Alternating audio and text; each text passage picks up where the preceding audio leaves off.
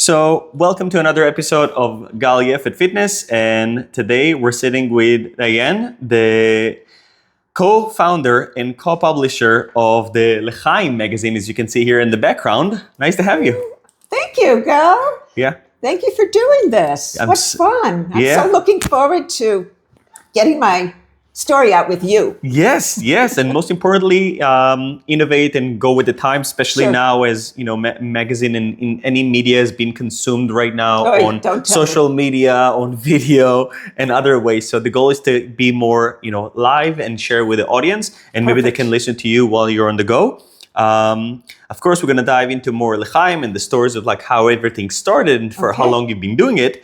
But I actually want to take you to the beginning of how everything started for you. So maybe you can share a little bit about where you were born and how was kind of like the dynamics in your environment from early age.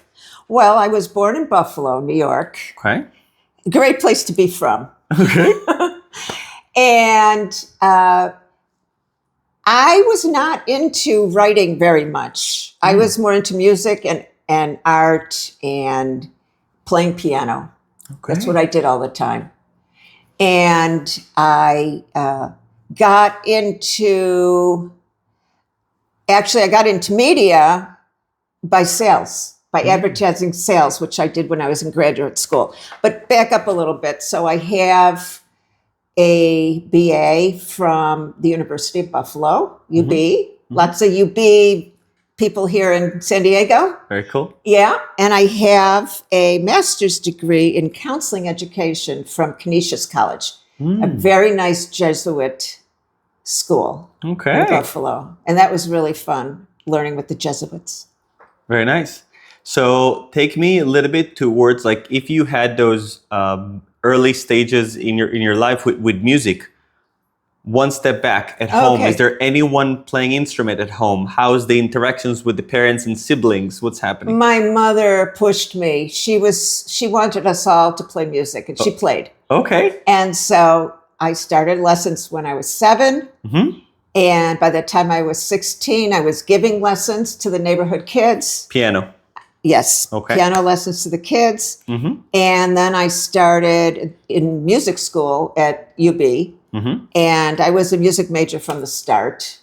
So I've taught, over the years, I've taught everything from private school to music camps, to public school, choral groups. I'm certified K through 12. Wow. So it was really a lot of fun. Okay. And one of the best years I had teaching was in Niagara Falls. I love the Falls. It was a great community. What was it like is it a neighborhood by the Niagara Falls? The Falls is a city in New York State. Okay. Outside of Buffalo. And of course there's the falls in the Canadian side.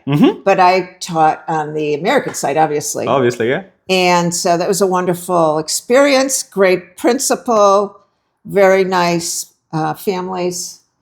So that was a good year. And that was the year between, are we going to stay in Buffalo or are we going back to Israel? Oh.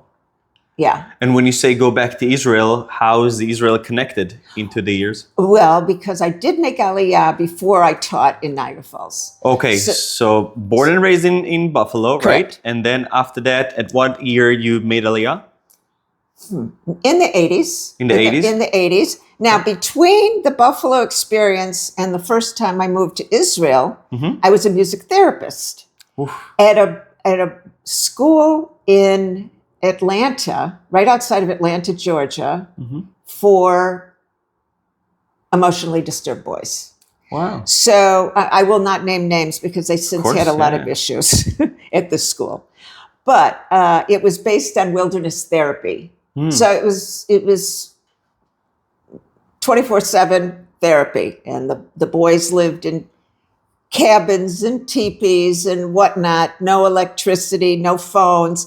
And so they needed to get back to the basics in their life. Okay. And this program is like a summer camp or it's like all year long? No, it was all year round. They were accredited in Georgia.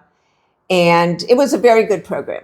It was a very good program. Interesting. Yeah. Okay. But it's a big commitment for a kid to be isolated for so long. They lived in groups. So it wasn't that they were really isolated, but they were away from their families. But I think the family could visit. I mean, I wasn't privy to all what went on. I was doing singing with them. And it was a lot of fun. I'm sure. I found that they really enjoyed singing silly songs. And I did a lot of Americana because I think identity building is what you have to do when kids are really lost. You have to give them that.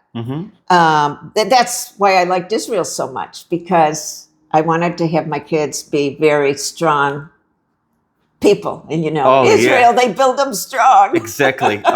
One of my my niece came to Israel for about like 2 months, and she came American and she left 50-50 Israeli American. And I was shocked to see that in 2 months of exposure to Israeli kids, like you build more resilient, you stand taller, like you argue about something. Yeah, it's very unique to see how a short experience and exposure can do. So I'm sure that your kids had a good experience. The 3 older ones were born there, and then but the young one, he was already 2 when we went over. Yeah, 2. So that's like being a Sabra. Okay. And how many years did you spend in Israel?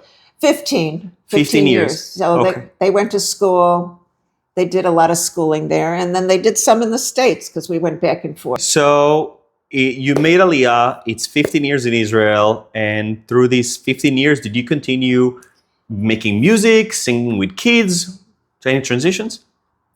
Yes, I had the neighborhood piano and organ business. Nice. I mean, everybody was coming to me for lessons. And what part of Israel, by the way? This was in Hulon. When I taught in the neighborhood, I was in Hulon. Nice. But I also taught in many conservatories: Petah Tikva, Ramat HaSharon, Rishon LeZion, Hulon. I worked for Yamaha for many years in the States, and so I kind of transitioned to Yamaha in Tel Aviv, because they were just opening it the year I made Aliyah. Do you want to give a short description of Yamaha and what does it mean, so people know? Okay, Yamaha lessons are based on group lessons, and it's a set repertoire. So there's a books 1, 2, 3, and on, and it starts with the quickie method, and the quickie method is left-hand chords, right-hand melody. It becomes very easy to learn that way. Okay. Yeah, and so I had a lot of success with the Yamaha method. So there's a few methods for people to play the piano, and that's one of them. Okay. When I teach, I use classical and the quickie, because kids, especially, if they don't have immediate satisfaction, get a song. Today, they don't have the stick-to-itness. That's so interesting. Yeah. Okay. So, and then the thing was, back in Israel when I was teaching the Yamaha, so people were buying keyboards. But then the personal computer came on the scene. And it was keyboard, computer. And the business kind of went down. And that was when I was leaving anyways. But Perfect timing. Every time, these things that go in waves, these fads. Yeah. Of course, the piano never fades out. So if you know the organ, you can transfer a lot of the stuff to the piano because it's a keyboard instrument. But still, the organ's a little bit easier to teach. So that was fun. Okay. So I had all the kids in the neighborhood. I left for 5 years, went back to the States. It was during the Gulf War. Back into Boston? Buffalo. Okay. Went back home to Buffalo. During the Gulf War, my husband was recruited to Miluim. Oh. So my mother was hysterical. You have to come home. I don't want your apartment to be bombed. So the kids and I got it on the airplane, which was full of just mothers and children. That was it, going to the States. We flew to Toronto, and parents picked me up. We drove down to Buffalo. And so those 5 years I was in Buffalo, And that's when I did the master's degree in counseling. So when I went back to Israel, one day I get a knock on the door. This is 5 years later. This is second time you go to Israel after the Aliyah. Okay. Yeah. I made Aliyah second time, second Aliyah. Yeah. I get a knock on the door. I go, oh, you look really familiar, but I can't place you. I'm your neighbor from down the street. I never paid you for that last piano lesson you gave my child. And I here's the money. No way. Is that nice? Is that a 5-year gap? Yeah. Did you get interest? She thought about it. So, but I was one of the only Americans in the area. Sure. So the whole neighborhood knew I was back. Okay. Wow.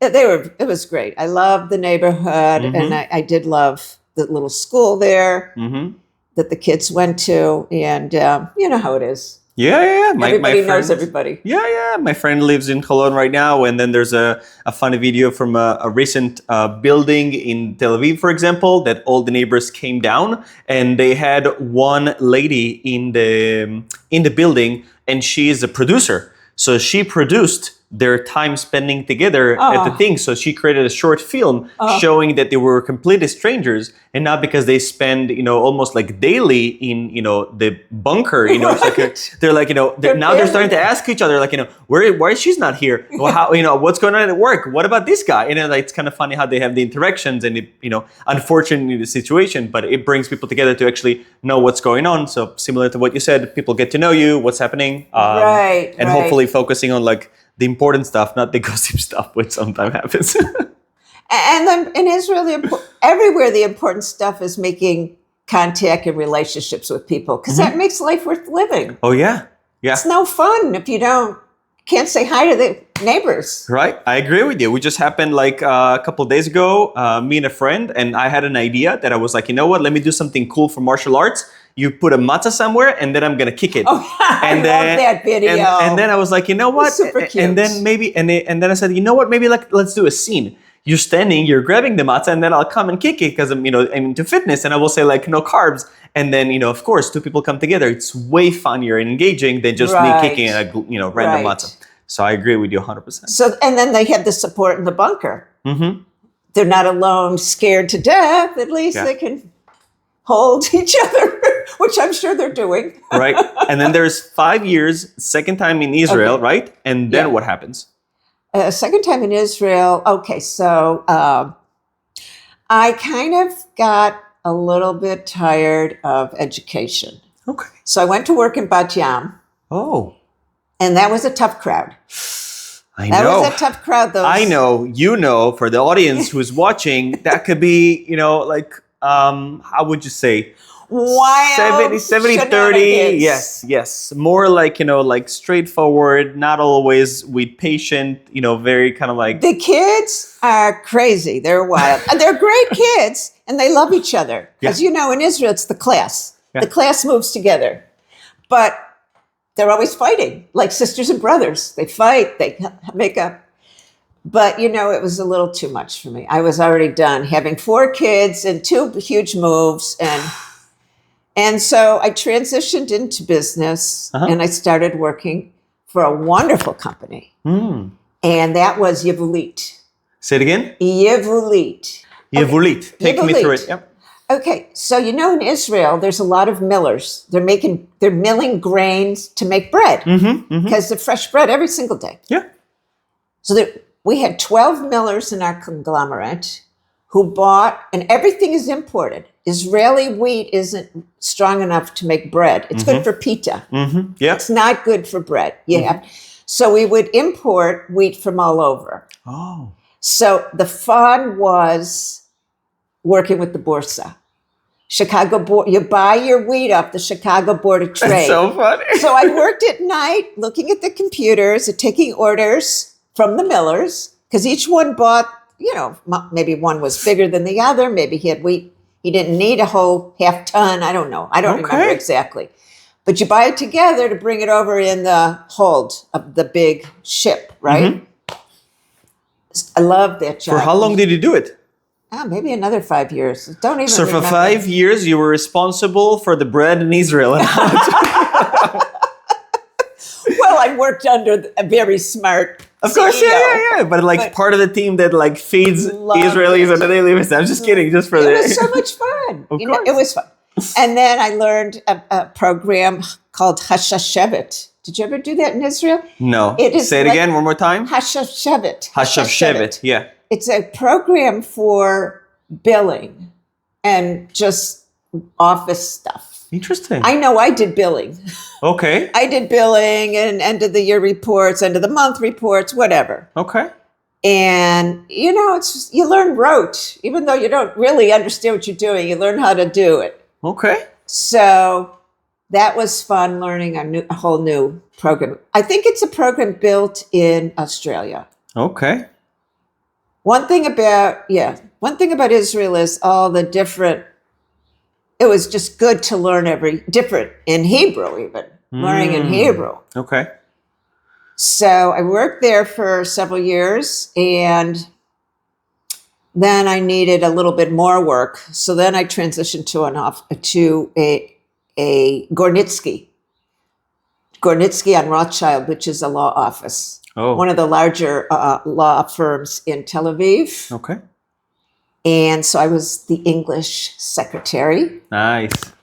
And that also I was there a couple of years until I finally moved back to San Diego. So I had a pretty nice... Back and forth, so many transitioning, started in music, then shifting to education, done with education, to office, to business, to law, and then to San Diego. And then to my own business.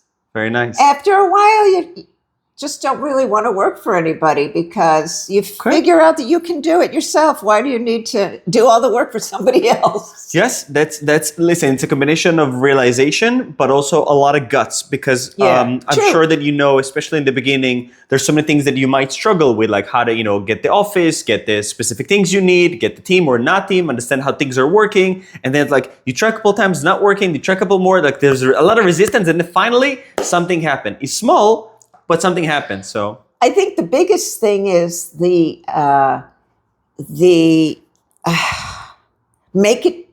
it till you make it. Fake it till you make it. Fake it till you make it. You jump in, you might not know what you're doing, but you have to pretend. Okay. And that's what I did. Sure. Yeah. Many people did it in different ways, but eventually you bridge what's needed. So you're not just doing nothing. So for the audience who's listening, look, fake it till you make it. Maybe have, fake maybe the confidence or anything like that you maybe don't have yet because you're competing with other businesses. Correct. But you're still educated. You do things well. You do the research. So it's not 100%, fake it till you make it or something. It's all in your head.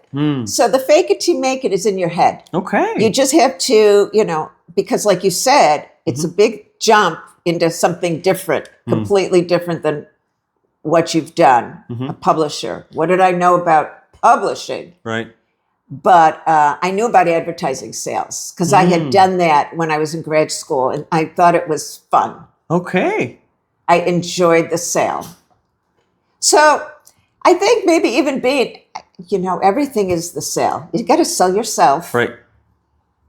And so when I was teaching, I was selling the kids in the classroom, the music lesson. Right. So you have to get them engaged and do something that they don't fall asleep at their desks. Agree. Everybody but those Israeli kids were engaged. That's so but maybe they didn't want to learn English. Who knows? It's not, especially and especially in those years. Even think about my own situation learning English. I was exposed to English in school on the 4th grade, right? So I don't know what grade you were teaching, but I can tell you that now kids are already learning that even before elementary school. So it's a big difference right now. Yeah. So you might have an easier time now teaching English when they have some, basic they know stuff. Something that come in with. Yeah, I think it was more like middle school age I had, which is the worst anywhere anyways. Because you get hormones and then, a challenge of English together and it comes on you. Good luck. Okay.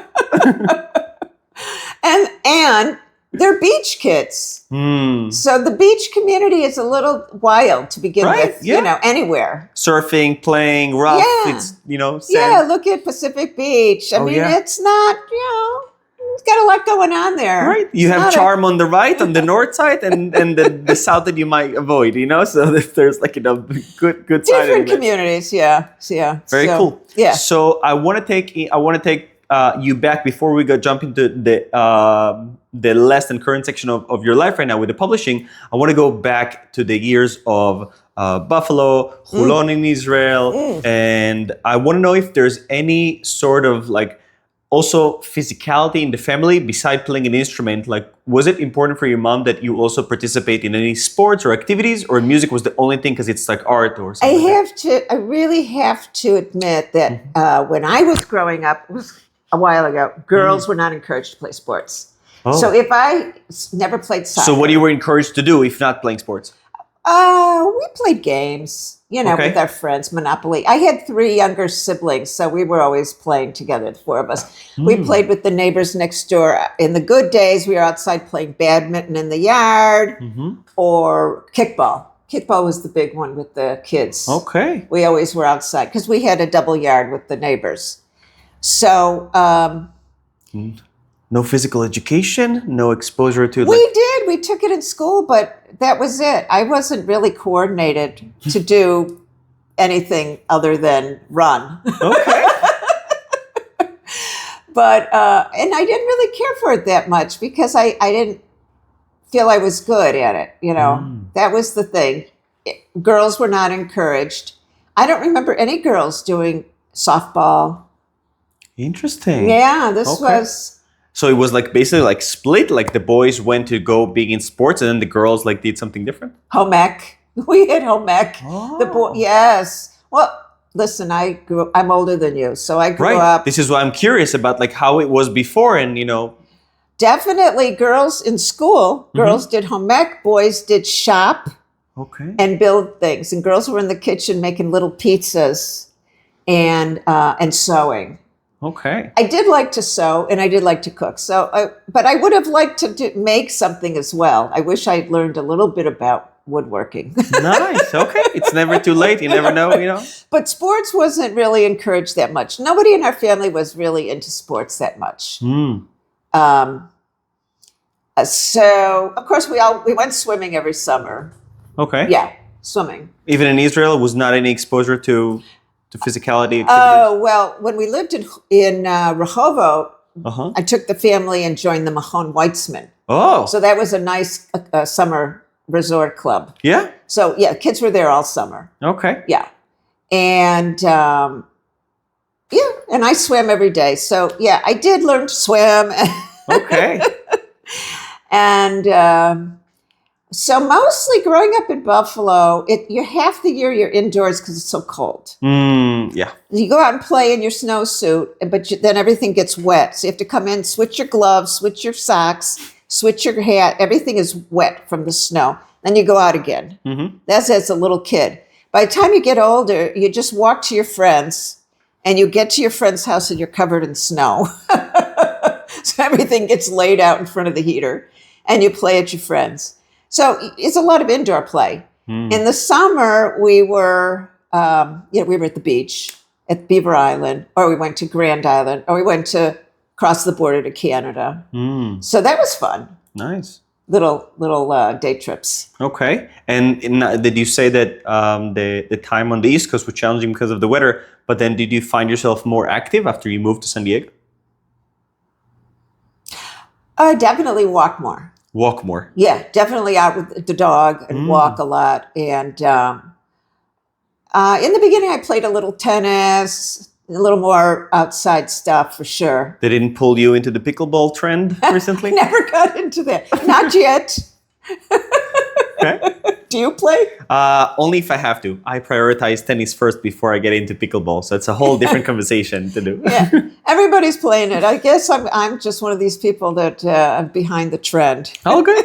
Got your own trend too. It's okay. It's all right. I'll do fine without pickleball.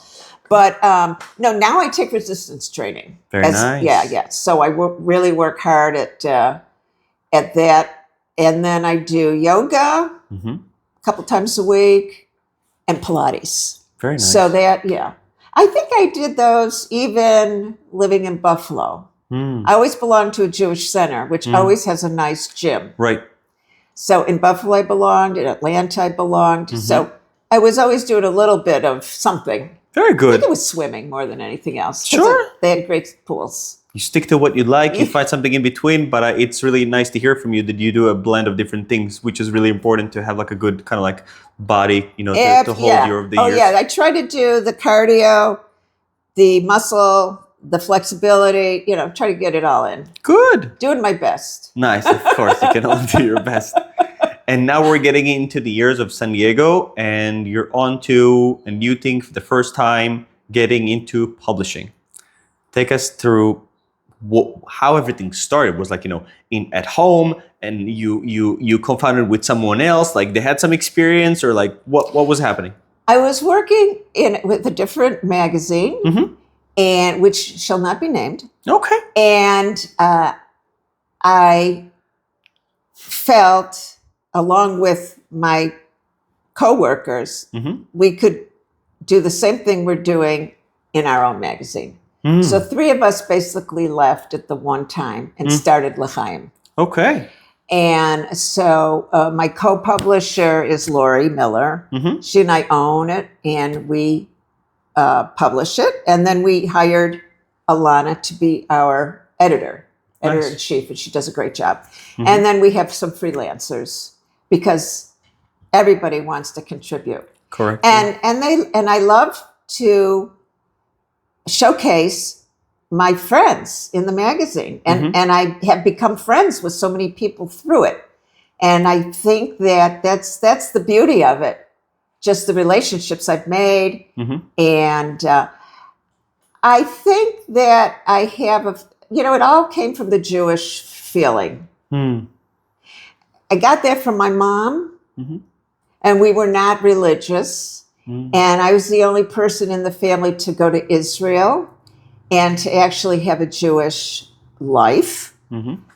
But my mom instilled that, and somehow through the years, in fact, my one piano teacher in college, which I never knew he was Jewish until one year he told me what his experience during Mussolini's time was. And it was just really surprising to me. And then he ended up in Israel, and then ended up in Buffalo. And then I really wanted to go to Israel when I found out my piano teacher had been there, and what his family did there. Nice. And so that's when it was during 1972, where I went to school. There was a big Jewish student union in the University of Buffalo. Okay. And I just became part of the Jewish Student Union, and people were leaving school to go volunteer in Israel during that 1972 war. Yeah. Same thing happened like recently, which is kind of like funny how history repeats itself. Yeah. All good. Yeah. So we're going back into that time that it was like the student unions, right?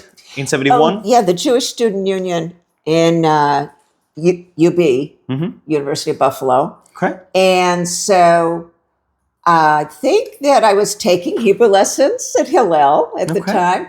I even took a course at Chabad.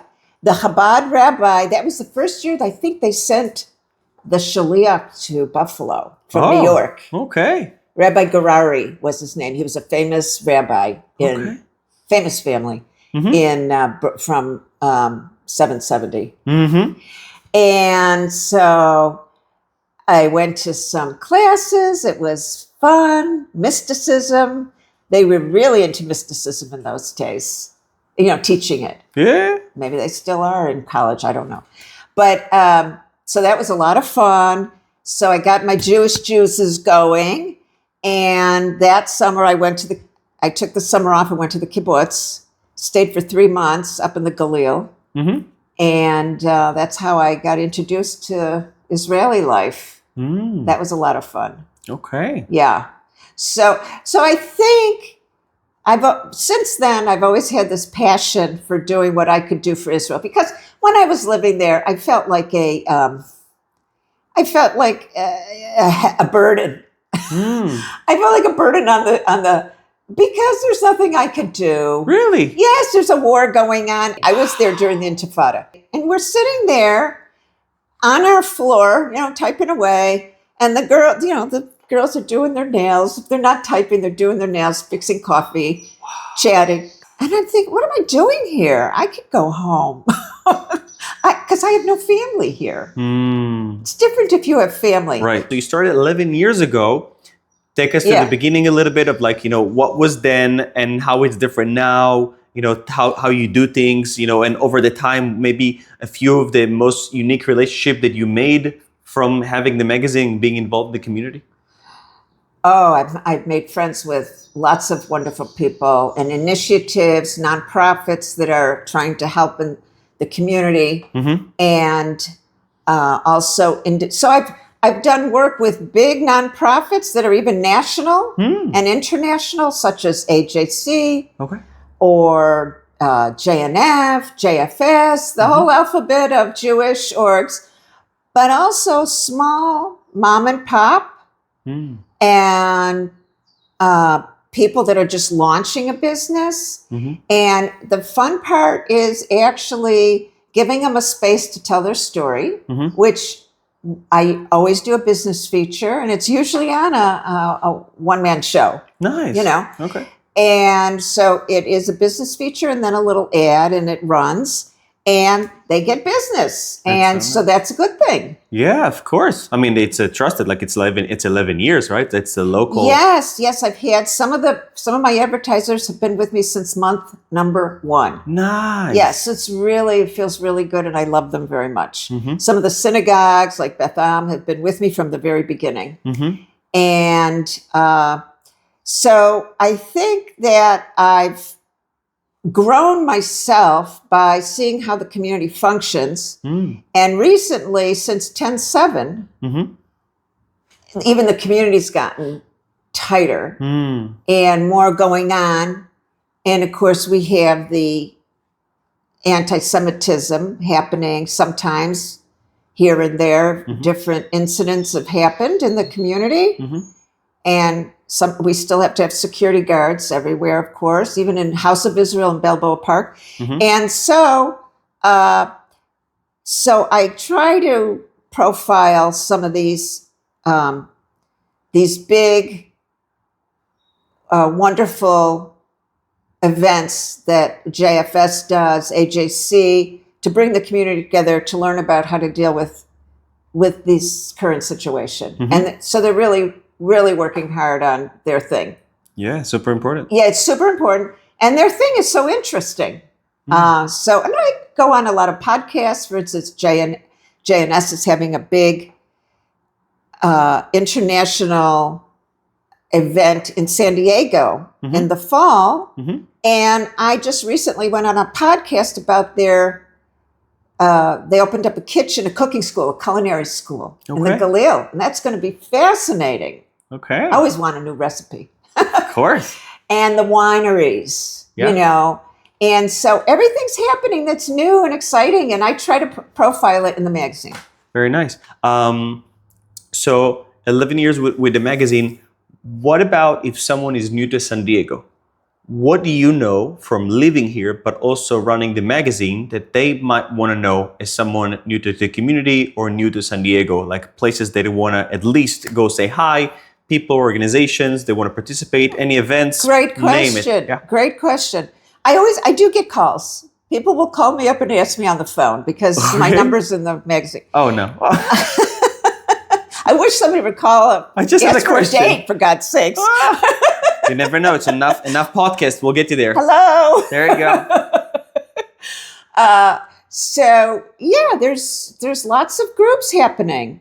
And I always suggest House of Israel. Do you know the volunteers at the House of Israel, which I'd love to introduce you to them. Sure. They came together during 10/7, and usually those people aren't involved in religion per se. They're more Israel. Showing Israel to all the tourists that come to San Diego. Nice. They ran to the house to be together, which was really nice. So there's that group. Okay. And there's also a new Toastmasters group, Shalom Speakers at the JCC. And the JCC is a great place to find something to do, somewhere to interact, to meet people. And in fact, I go there for lunch. If I'm in UTC, I stop there for lunch because let's support the guy over at the J. Okay. And there's all kinds of singles groups I know about, young and old. Okay. And also there's, of course, JFS has a lot of things for immigrants. So it depends where you're at. Most people coming to town will find, if they search it, it's not hard to find some friends, some Jewish activities and some friends. But we do have things listed in the magazine. Oh. And we do have a calendar, which we should pull out again and start delineating all the things that are going on, because there's really a lot going on. I'm sure. So before you had a section in the magazine that will show the calendar of the month and what's going to happen? Calendar's online. Okay. Yeah. That's really important. I saw other groups are doing the calendar in one image. Makes it so easy to understand. Yeah. Like maybe like 4 rows, or maybe you got 8 because you got everything. And then it's like really nice to remember. It's like plug it into the calendar. We took it off for a short time. We have to get it back on. We need to update some of the software. And that's another thing you learn as you go. The new software comes out and you want to be up to date. And, a new way to publish the magazine online. We use Issue, but there's other. And also, we found from the very beginning, we found JNS, Jewish News Service. So we use them for our feed, and they are in Israel. Of course, they have reporters all over the world, but they're amazing. And so, say I run out of a San Diego story, I can find something on JNS that's really excellent. Okay. And sometimes it's just, I want to do it because it's so timely. And we're running an opinion piece this month. Magazine is printing today as we speak. It'll be out this weekend. Where, if people want to follow on the magazine, be involved in the magazine in some form, there's the physical one that we see right here. But beside the physical, if they want to get the physical, where do they get it? First of all, they can get on a mailing list. Okay. Secondly, it is in many drop-off locations throughout the city. Okay. So it's at all the synagogues. Okay. And then it's at a lot of random grocery stores, Lazy Acres in Encinitas, Barron's in Rancho Bernardo. It's at the JCC. It's at all the Kindness Initiative. It's dropped there. It's dropped at the bigger Jewish organizations, Federation, and also JFS. And of course, Federation houses all the smaller, everybody's got an office there if they don't have their own building. Nice. So everybody picks it up at the Federation. Very cool. Right. And also there's half a dozen, it's on the East County at Keels and Windmill Farms. It's at a couple restaurants, the Cottage. It's at the Cottage in La Jolla and also Encinitas. And there's half a dozen more places off the top of my head. I can't. But it's everywhere. Now we got the digital section. It's digital. You can always look online, LachaiMagazine.com. Very nice. And read it if Very you cool. prefer. Yeah. And you already have your Instagram page of the magazine? We have one. We need somebody to update it. That's okay. But we can find you on Instagram. It is there. Yes. Okay. Because more like, the youngish group of San Diego might want to take a look, and they might start with the Instagram, then transition to the website, and never get the physical one. Yeah, right. It's going to be honest. That's okay. Right? Correct? That's a good thing. Yes. Yeah. We're here to start the transition of, how, you can share with your audience also content that will be content over video and audio as well, so they can potentially hear maybe things from the magazine in audio versions and also video. Actually, when our whole, I was going to say matara, the whole the goal of putting out the magazine was to reach younger people. Oh. That's what we really wanted to, and to reach a variety and to be inclusive. It is not a religious magazine. It's really a cultural magazine. We do have a wonderful Torah column. Okay. And so that's our little piece of religion that goes into it. But the Torah is for everybody. So the magazine is shared in different places physically. It's Correct. available digitally. Correct. And you're also on Instagram, even if you need to spark something over there, which Correct. is totally fine. That makes sense. And hopefully soon with a podcast of your own, it would be lovely to hear the stories of, like you said, the people that are publishing with you from month one to learn how it's impacted their business, how maybe people got to San Diego and through the magazine got to know about other communities and got engaged. That'll be really lovely to see. But if you have like one ask from the audience or anyone listening, what would you like to tell them? If there's like any message, just following, CHAIM, anything else that they should know about you? Feel free to contribute. If you have a wonderful story and you feel like you want to write it, I'm happy to publish it. Okay. Yes, I love to publish local stories. And of course, if you have something business-wise going, again, we love your business. And then you have like a section for advertisement on the magazine. Yes. Okay. We do business cards. We do full pages. We do everything. Nice. Can you give us a little bit of numbers? How many people typically, get magazine, check your website, things like that? What's the engagement in the community? We have about 15,000 reading the magazine, 15,000 who get the magazine. And equal on the digital. And that's quite an exposure. It's a good exposure. We would love to even reach everybody. But globally. Yeah, the whole world. Why sure. not? Why not? Yeah. Why? San Diego is such a beautiful city. There's so much to do here. We'd love to be bigger. Yeah. And we have some ideas, which I don't want to really pursue right now in the podcast, but we have some ideas for this coming year to grow. Very nice. So you live with some curiosity to follow along and see what's going to happen. Absolutely. That's so cool. Yeah. I'm glad that you shared some stories with us from the upbringing to what was happening in between, the back and forth, Aliyah number 1, the US, Aliyah number 2, the US, and then East Coast, West Coast, so many life experiences. And this is really like, it's a short, it's a glimpse to what was going on in your life and what's currently happening with the magazine. So I would say, first of all, thank you so much for joining. And we can always do another one, maybe in like every 6 months, every year, to revisit and see what's going on with you and the community. Oh, thank you so much. I'd love to. Of course. And that'll motivate me to just move forward with my plans. Yes. And then there's, of course, the be-all, end-all, making matches. Keep me on my toes, okay? Yes, I promise. Thank you so much for this lovely interview. Of course, I really enjoyed it.